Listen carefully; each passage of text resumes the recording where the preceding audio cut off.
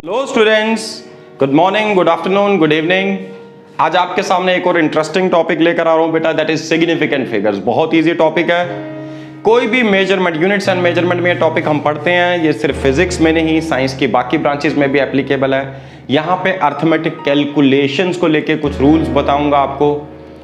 Significant figures को लेके rounding off की बात करेंगे हम, साइंटिफिक नोटेशन की बात करेंगे क्या होती है, और उन सबसे पहले हम बात करने जा रहे हैं कि सिग्निफिकेंट फिगर्स होती क्या है।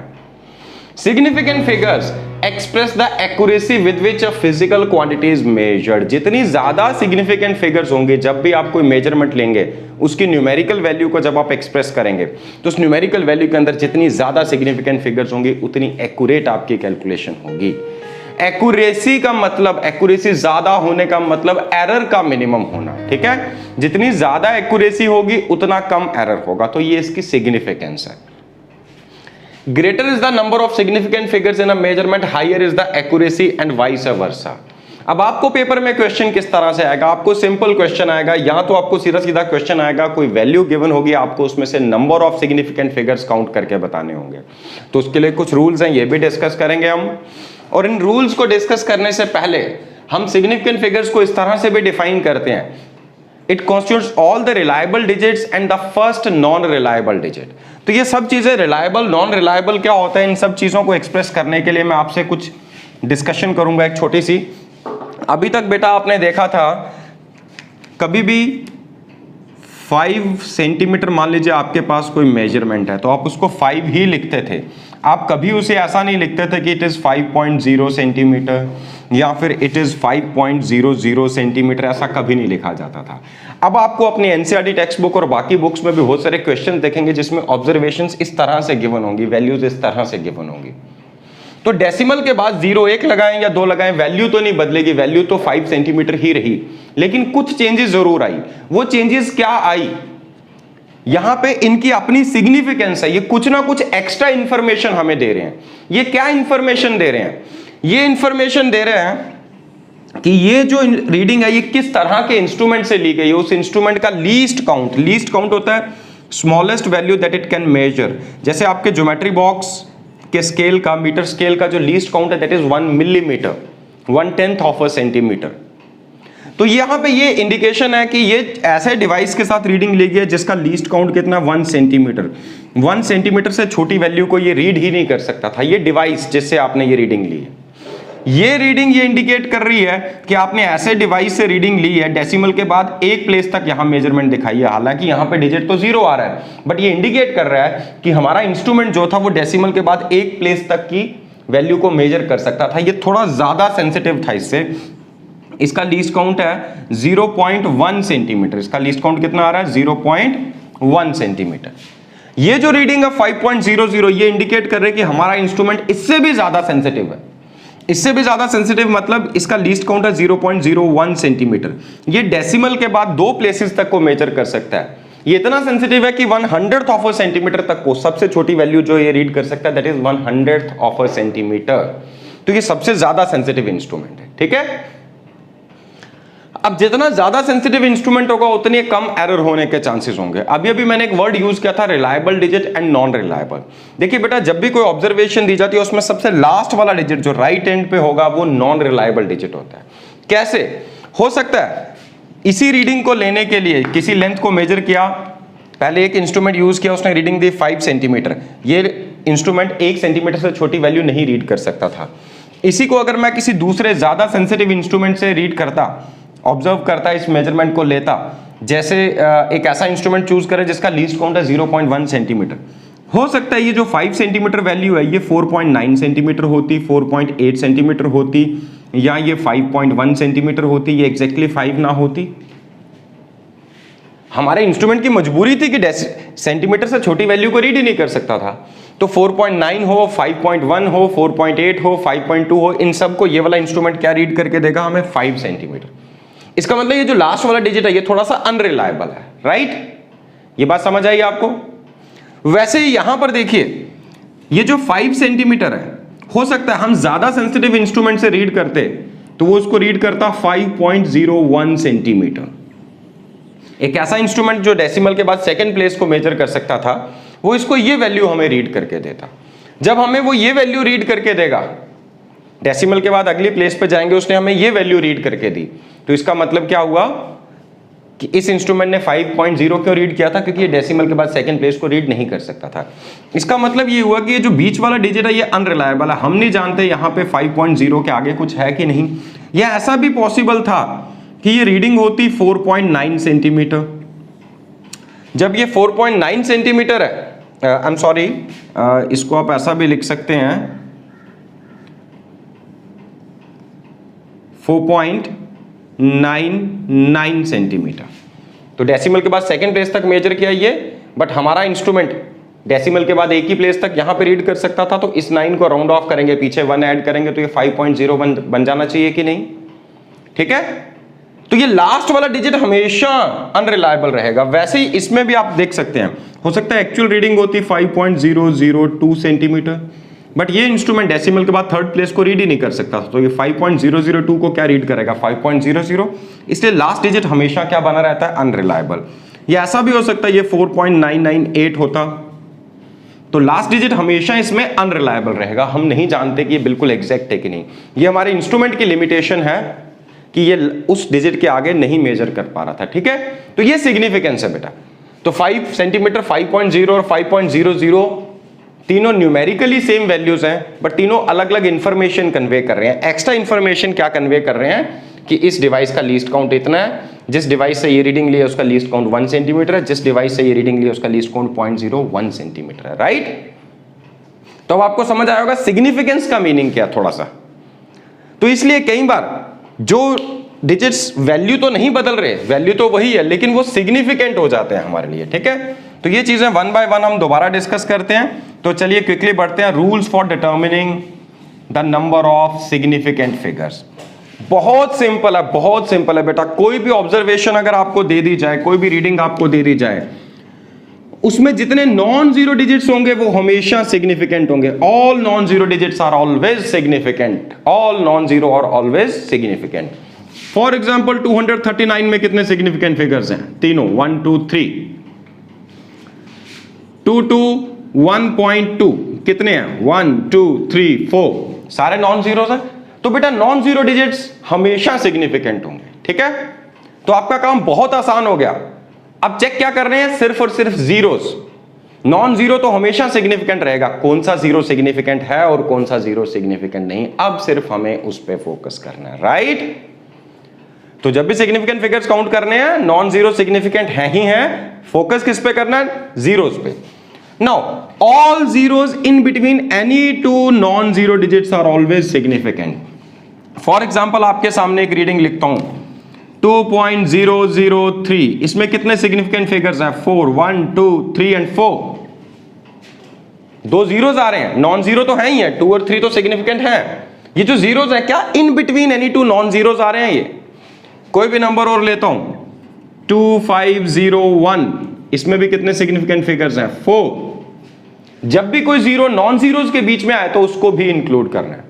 तो नॉन जीरो सिग्निफिकेंट है, ऐसे जीरोस जो नॉन जीरोस के बीच में आ जाए वो भी सिग्निफिकेंट है। तो ये भी क्लियर हो गया होगा आपको, बिल्कुल सिंपल है। आगे बढ़ते हैं बेटा। अब जीरो नॉन जीरोस के बीच वाले जीरो हमने इंक्लूड कर लिया। अब ऐसे जीरोस की बात करेंगे जो लास्ट में लगे हों या स्टार्टिंग में लगे हों, क्योंकि बीच वाले तो है ही है सिग्निफिकेंट। जो लास्ट में जीरोस आते हैं, मतलब zeros to the right of last non zero digit, जो भी लास्ट नॉन जीरो डिजिट होगा उसके राइट में जितने भी जीरोस होंगे, क्या वो सिग्निफिकेंट होंगे कि नहीं होंगे? तो चेक करो क्या इस नंबर में डेसिमल है। अगर ये नंबर नॉन डेसिमल नंबर है, if this number is a non decimal number, for example it is 2500, ये नॉन डेसिमल नंबर है।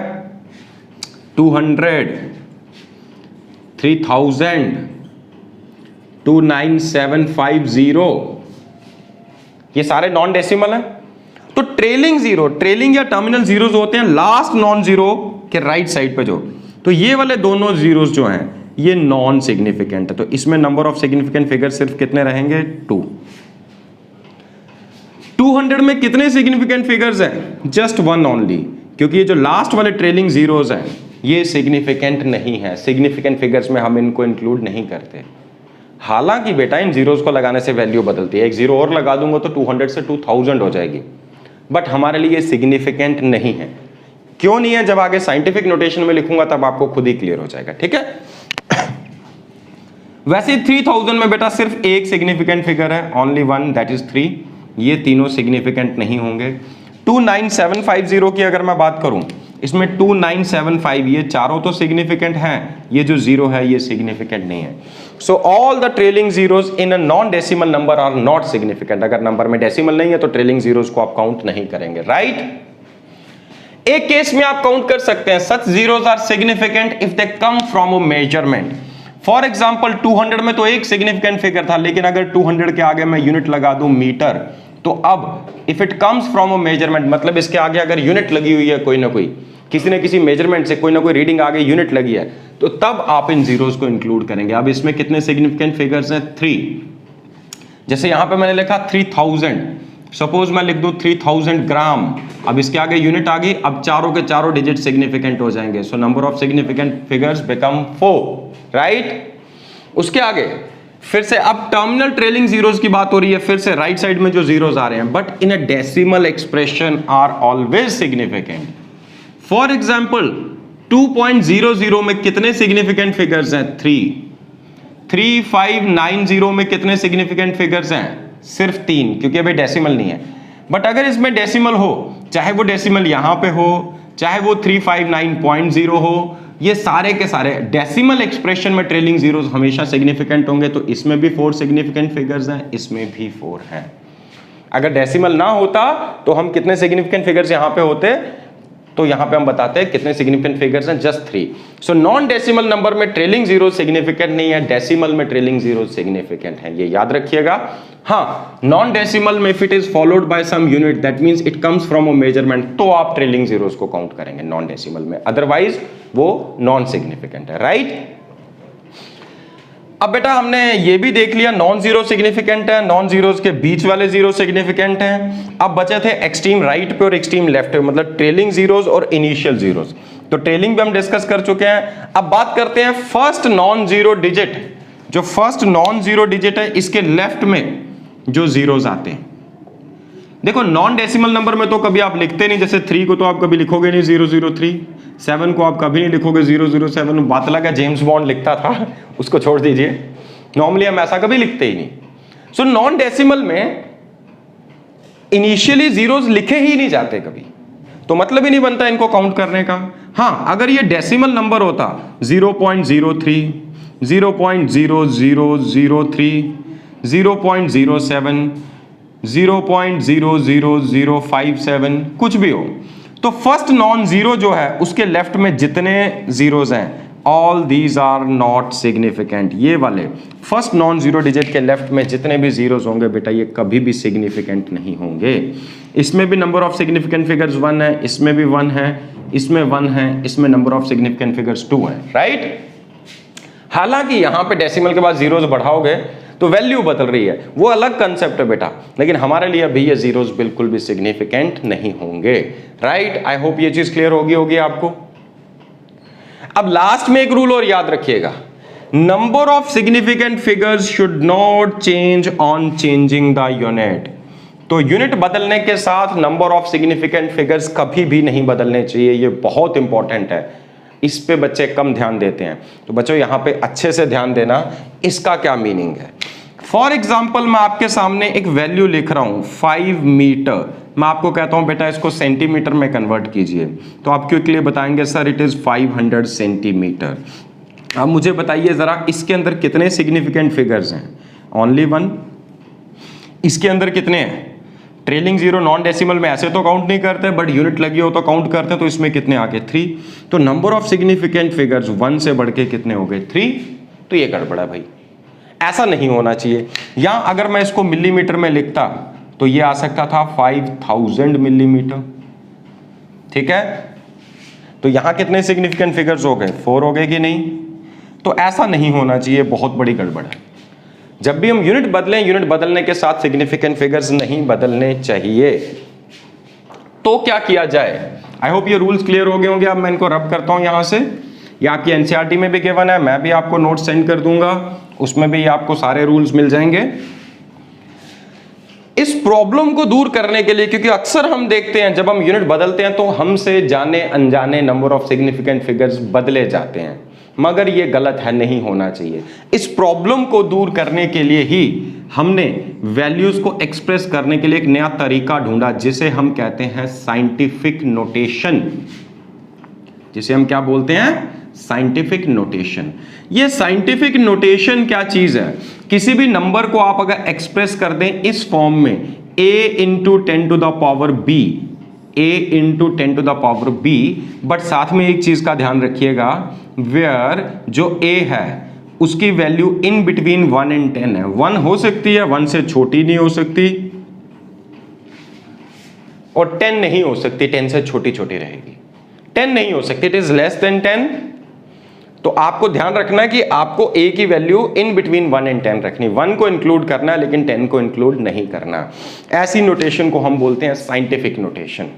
आप अक्सर देखें फिजिक्स में जो भी वैल्यूज आपको दी जाती हैं वो साइंटिफिक नोटेशन में लिखी होती हैं। जैसे यूनिवर्सल ग्रेविटेशनल कांस्टेंट की बात करूं, it is 6.67 into 10 to the power -11 newton metre square पर केजी का स्क्वायर। अभी पिछले एक वीडियो में प्लैंक्स कांस्टेंट की वैल्यू बताई थी 6.63 into 10 to the power -34 joule second, right. Charge of electron आप जानते हैं, that is 1.6 into 10 to the power -19 coulomb. Radius of earth की वैल्यू आप देखिए, that is 6.4 into 10 to the power 6 metre. तो जितनी भी वैल्यूज आपको दी जाती हैं, आप आज तक जहां पे भी कहीं पे देखें, साइंटिफिक वैल्यूज जो हैं बुक्स में जब भी आप देखते हैं तो वो हमेशा साइंटिफिक नोटेशन में लिखी जाती हैं। देखो ये इसी फॉर्म में है, a into 10 to the power b की फॉर्म में। यहां पे b की वैल्यू क्या होगी 6 और a की वैल्यू क्या 6.4। क्या ये इन बिटवीन 1 एंड 10 है? यूनिवर्सल ग्रेविटेशनल कांस्टेंट में देखो a की वैल्यू इन बिटवीन 1 एंड 10 है। उसके बाद आगे देखिए प्लैंक्स कांस्टेंट में ये जो वैल्यू है 6.63, 1 और 10 के बीच में है। यहां पर देखो चार्ज ऑफ इलेक्ट्रॉन में, हम चाहते तो इसको तो ऐसा भी लिखा जा सकता था ना, 16 into 10 to the power -20 coulomb, but ये साइंटिफिक नोटेशन नहीं होगी क्योंकि 16 10 से बड़ा हो गया। वैसे मास ऑफ इलेक्ट्रॉन की अगर मैं बात करूं, that is 9.1 into 10 to the power -31 kg। तो this is mass of an electron. देखो ये 1 और 10 के बीच में, हम चाहते तो इसको लिख सकते थे 91 into 10 to the power -32, but गलत हो जाता क्योंकि 91 10 से बड़ा है। अब इसको और सिंपल कर देते हैं। बेटा ये जो a है ना, a में डेसिमल के लेफ्ट में एक नॉन जीरो डिजिट होना चाहिए। डेसिमल के लेफ्ट में एक नॉन जीरो। देखो यहां डेसिमल के लेफ्ट में 2 नॉन जीरोज आ गए तो 10 से बड़ा हो गया। या मैं चाहता तो इसको, इसी वैल्यू को हम ऐसे भी तो लिख सकते थे 0.16 into 10 to the power -18 coulomb. Form तो वही है बट a की वैल्यू लेस देन 1 होगी क्योंकि यहां डेसिमल के लेफ्ट में एक भी नॉन जीरो डिजिट नहीं है। तो सिंपल वर्ड्स में कहा जाए साइंटिफिक नोटेशन इस तरह की नोटेशन है। किसी भी नंबर को इस फॉर्म में एक्सप्रेस कीजिए, a की वैल्यू इन बिटवीन 1 एंड 10 ऐसा कह लो, या ऐसा कह लो a में डेसिमल के लेफ्ट में सिर्फ एक नॉन जीरो डिजिट होना चाहिए। Got it? Such a notation is said to be scientific notation. I hope clear हो गया होगा साइंटिफिक नोटेशन क्या चीज है। बेटा इस साइंटिफिक नोटेशन के साथ हम ये भी डिस्कस करेंगे ऑर्डर ऑफ द मैग्नीट्यूड क्या होता है। ऑर्डर ऑफ द मैग्नीट्यूड क्या चीज है। लेकिन इससे पहले कि मैं order of the magnitude discuss करूं, हम यहां पे एक चीज बात कर रहे थे, number of significant figures should not change on changing the unit. तो देखिए यहां मैंने लिखा है 5 मीटर। क्या 5 मीटर को मैं लिख सकता हूं 5 into 10 to the power 0 metre. अब मैंने उसको सेंटीमीटर में कन्वर्ट किया तो अब मैं उसको लिख सकता हूं 5 into 10 to the power 2 centimetre. या अगर उसको मिलीमीटर में कन्वर्ट करते तो हम लिख सकते थे 5 into 10 to the power 3 millimetre.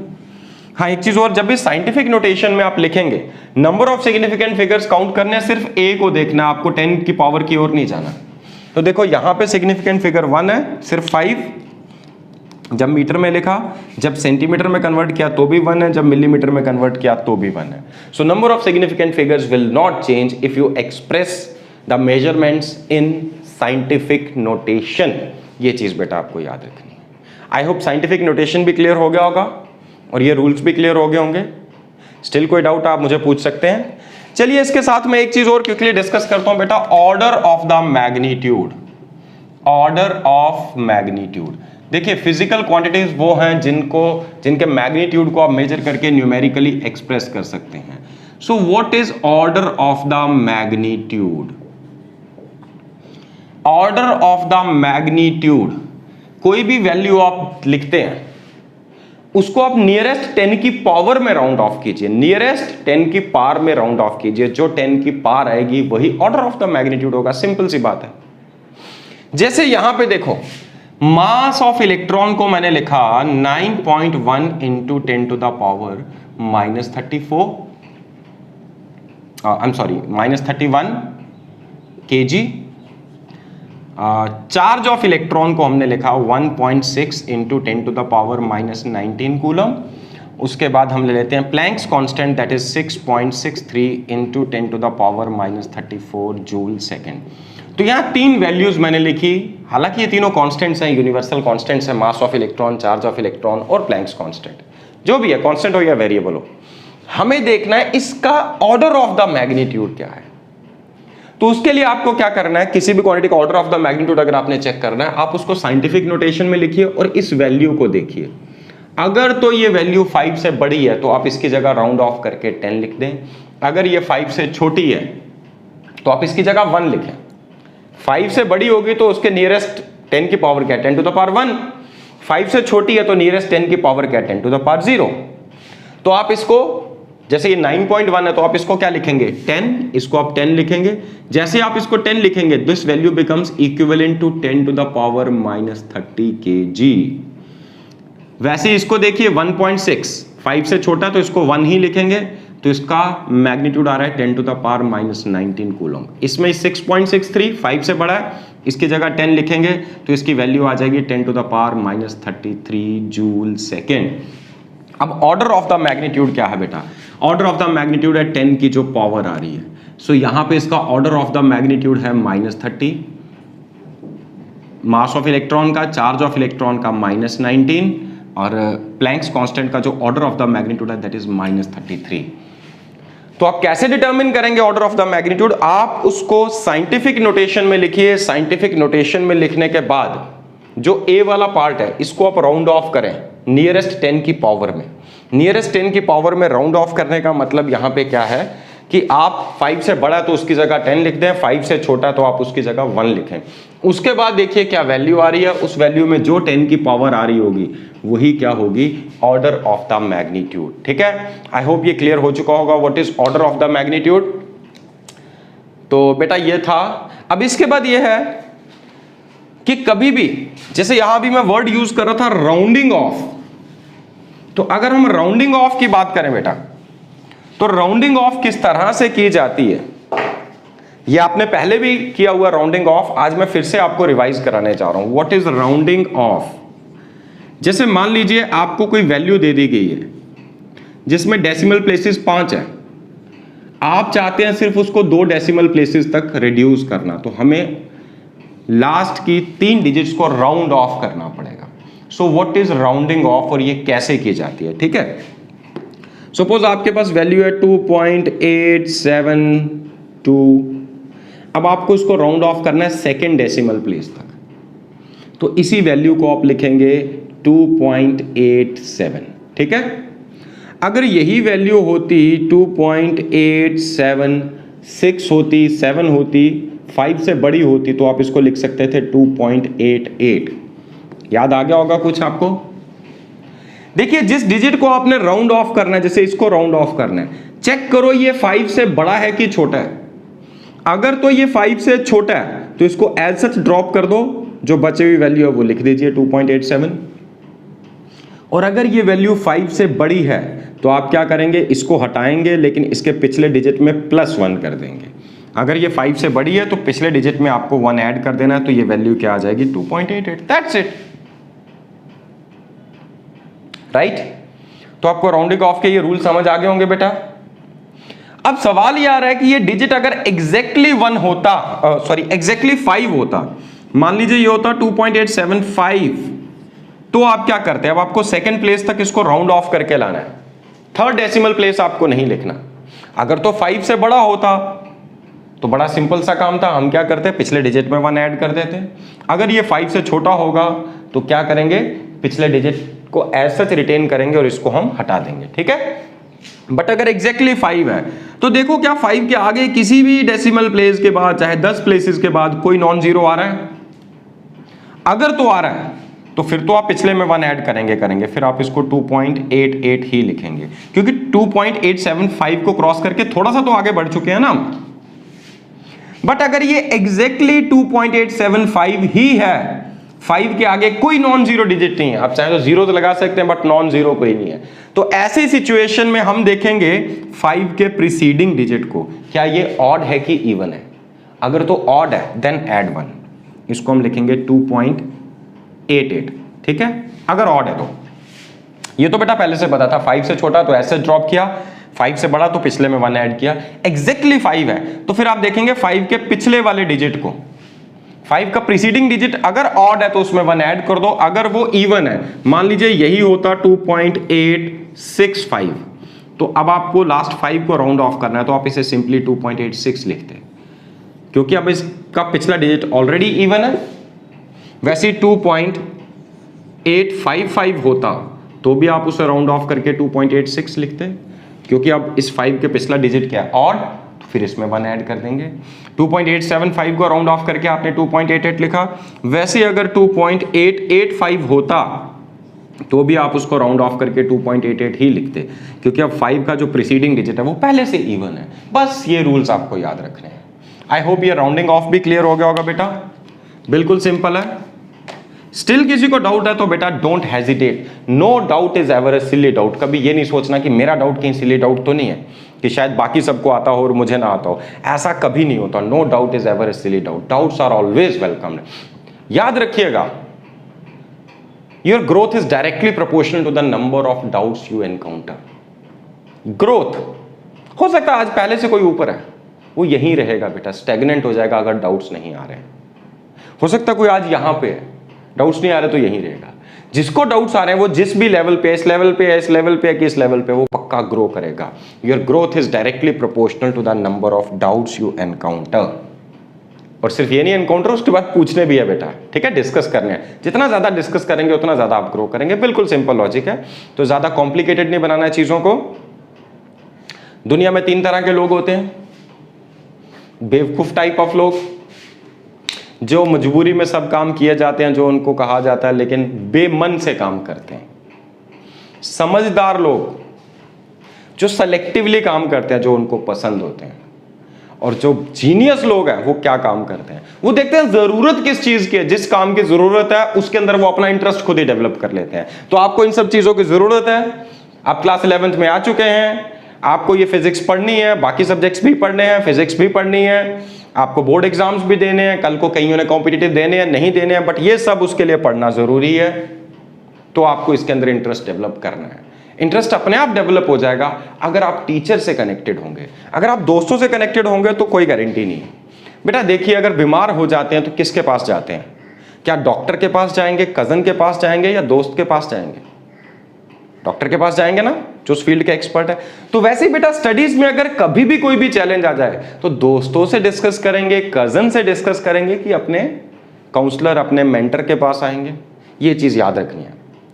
Universe love symmetry, but एक चीज और है, common sense is no more common.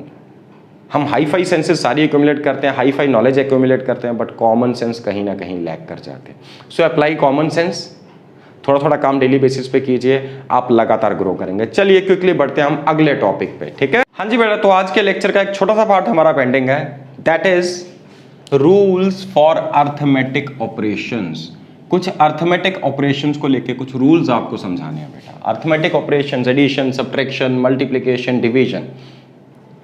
अब आपको ये सब तो करना आता है, एडिशन, सब्ट्रैक्शन, मल्टीप्लिकेशन, डिवीजन आती है, बट कुछ चीजों का आपको ध्यान रखना है। कुछ रूल्स हैं बिल्कुल सिंपल। एडिशन और सब्ट्रैक्शन के लिए रूल एक जैसा है, मल्टीप्लिकेशन और डिवीजन के लिए रूल एक जैसा है, ठीक है। आगे चल के एरर एनालिसिस करेंगे। एरर एनालिसिस में एक टॉपिक आएगा प्रोपेगेशन ऑफ एरर्स। वहां पे भी एडिशन और सब्ट्रैक्शन के लिए रूल्स एक जैसे होंगे, मल्टीप्लिकेशन, डिवीजन के लिए रूल्स एक जैसे होंगे। तो फिलहाल आज हम यहां पे बात करते हैं रूल्स फॉर अर्थमेटिक ऑपरेशन। तो बेटा जब जब आप एडिशन या सब्ट्रैक्शन परफॉर्म करें, दो नंबर्स की, 3 की, 4 की, 5 की, कितने भी हों, यहां मैंने सिंपल एग्जांपल्स लिए हैं, बट कितने भी नंबर्स को ऐड करें या सब्ट्रैक्ट करें, तो एडिशन और सब्ट्रैक्शन के दौरान आपको किन चीजों का ध्यान रखना है। जब आप अपना फाइनल रिजल्ट लिखने जा रहे हैं तो फाइनल रिजल्ट लिखते वक्त आपको ध्यान रखना है कि आपने उसमें कितने डेसिमल प्लेसेस रखने हैं। It should retain as many decimal places. तो एडिशन सब्ट्रैक्शन का रूल क्या है, यहां पे आपको फाइनल आंसर लिखते वक्त ध्यान रखना है नंबर ऑफ डेसिमल प्लेसेस का, कि वो कितने होने चाहिए। कितने होने चाहिए? As are there in the original number with least number of decimal places. जैसे यहां मैं 3 नंबर्स को ऐड कर रहा हूं, पहले वाले नंबर में कितनी डेसिमल प्लेसेस हैं? 2। दूसरे वाले नंबर में कितनी डेसिमल प्लेसेस हैं? 3। तीसरे वाले नंबर में कितनी डेसिमल प्लेसेस हैं? जस्ट 1। तो इन तीनों में मिनिमम कौन सा है? 1। तो फाइनल आंसर में कितने डेसिमल प्लेसेस होने चाहिए? Just 1 only. ठीक है, बस दैट्स द रूल, और कुछ भी नहीं है, बिल्कुल सिंपल है। तो इन तीनों को जब मैंने ऐड किया तो देखा ये वैल्यू आई 14.202, बट 2, 3 और 1 में से मिनिमम है 1, तो फाइनल आंसर में एक ही डेसिमल प्लेस होना चाहिए। मतलब आपको यहां तक राउंड ऑफ करना है, डेसिमल के बाद एक प्लेस तक। इस 2 को राउंड ऑफ कर सकते हैं, राउंडिंग ऑफ के रूल्स अभी बताए थे। क्योंकि ये 5 से छोटा तो ऐसा जो हटा देंगे, पिछला डिजिट क्या बचेगा? 0। अब 0 को भी राउंड ऑफ कर देंगे, 5 से छोटा तो ऐसा पिछला डिजिट रिटेन करेंगे। तो हमारा आंसर क्या होना चाहिए इस केस में? 14.2। अगर लेंथ है, मान लो इसके साथ यूनिट लगी है, मीटर, सेंटीमीटर, जो भी है वो तो आप लगाएंगे, बट यहां बात कर रहे हैं नंबर ऑफ डेसिमल प्लेसेस। तो एडिशन और सब्ट्रैक्शन में आपको इसी चीज का ध्यान रखना है। एक और एग्जांपल लेते हैं, 2.92 + 3 it comes out to be 5.92, लेकिन हम इसको लिखेंगे 6। क्यों लिखेंगे? यहां पे नंबर ऑफ डेसिमल प्लेसेस कितने हैं? 2। यहां पर नंबर ऑफ डेसिमल प्लेसेस कोई है ही नहीं, 3 में डेसिमल के बाद तो कुछ है ही नहीं। तो फाइनल आंसर में भी इनमें से मिनिमम कौन सा? देखिए 0 है। ओरिजिनल नंबर्स में से minimum number of decimal places कितनी है? 0। तो फाइनल आंसर में कितनी डेसिमल प्लेसेस आनी चाहिए बेटा? 0। तो ये तो आंसर आया 5.92। इसका मतलब इन दोनों डिजिट्स को राउंड ऑफ करना है। तो 9 चूंकि 5 से बड़ा, जब इसको राउंड ऑफ करेंगे तो पिछले डिजिट में 1 ऐड करेंगे, तो आपका आंसर क्या आ जाना चाहिए? That should be 6, right. एक और एग्जांपल लेते हैं। यहां पर मैंने सब्ट्रैक्ट किया 35.231 में से 29.2201। अब सब्ट्रैक्शन हो या एडिशन हो, रूल सेम एप्लीकेबल है। यहां पे कितने डेसिमल प्लेसेस हैं? Decimal places 3। यहां पे कितने बेटा? 4। तो फाइनल आंसर में कितने होने चाहिए? 3। मैंने सब्ट्रैक्ट करके देखा तो मेरा आंसर आ रहा है 4.0109। इसमें कितने डेसिमल प्लेसेस हैं? 4। डेसिमल के बाद 4 प्लेसेस हैं, तो आपके आंसर में कितने होने चाहिए? 3, जो मिनिमम है। तो आप लास्ट वाले डिजिट को राउंड ऑफ करेंगे। चूंकि अब लास्ट वाला डिजिट 5 से बड़ा है, तो इसकी जगह पिछले नंबर में हम क्या करेंगे? 1 ऐड कर देंगे। तो हमारा आंसर होना चाहिए 4.011। Is that clear? बिल्कुल सिंपल है बेटा। सो एडिशन सब्ट्रैक्शन में आपको ध्यान रखना है, जिन नंबर्स को ऐड या सब्ट्रैक्ट कर रहे हैं उन सब के डेसिमल प्लेसेस काउंट कीजिए, नंबर ऑफ डेसिमल प्लेसेस जितने मिनिमम है, जिसके मिनिमम है, फाइनल आंसर में आपको उतने रखने हैं, एडिशन में भी और सब्ट्रैक्शन में भी, राइट। आई होप क्लियर होगा, बिल्कुल सिंपल है। अब आते हैं बेटा मल्टीप्लिकेशन और डिवीजन के केस में। यहां पर भी ऐसा ही रूल है, बिल्कुल वैसा ही है, बस डेसिमल प्लेसेस की जगह significant figures. Final result should retain as many significant figures as are there in the original number with least number of significant figures. तो जिन नंबर्स को आपस में मल्टीप्लाई कर रहे हैं या डिवाइड कर रहे हैं, उन सबके डेसिमल प्लेसेस नहीं बेटा, उन सबके सिग्निफिकेंट फिगर्स काउंट कीजिए, और फाइनल आंसर में आपको जो minimum number of significant figures हैं उतने रिटेन करने हैं। फॉर एग्जांपल मैंने यहां मल्टीप्लाई किया 3.593 को 2.2 से, तो मेरा रिजल्ट आ गया 7.9046।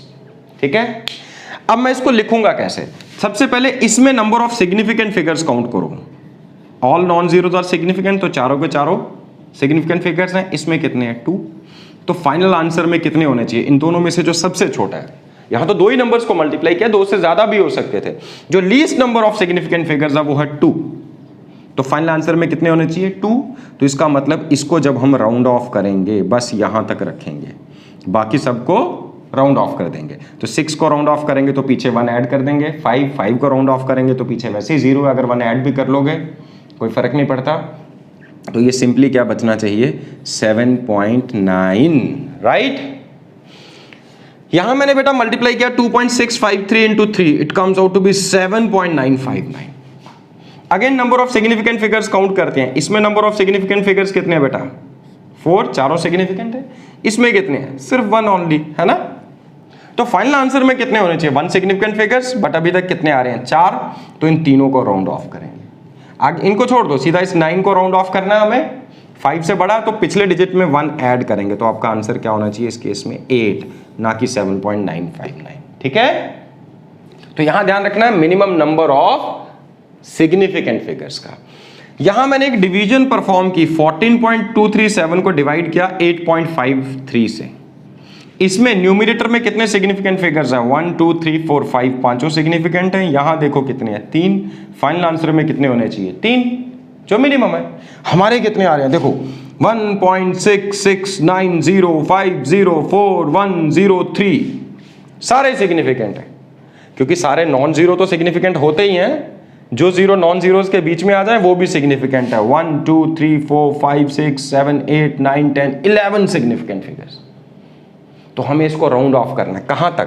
पहले 3 सिग्निफिकेंट फिगर्स तक, यहां तक 1.66 तक। इन सब को राउंड ऑफ करेंगे।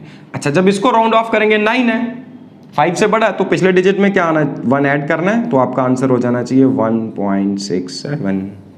That's it. तो आई होप ये आपको याद रहेगा। बिल्कुल सिंपल रूल्स हैं। एडिशन सब्ट्रैक्शन में minimum number of decimal places का ध्यान रखिए। मल्टीप्लिकेशन डिवीजन के केस में minimum number of significant figures का ध्यान रखिए। That's it.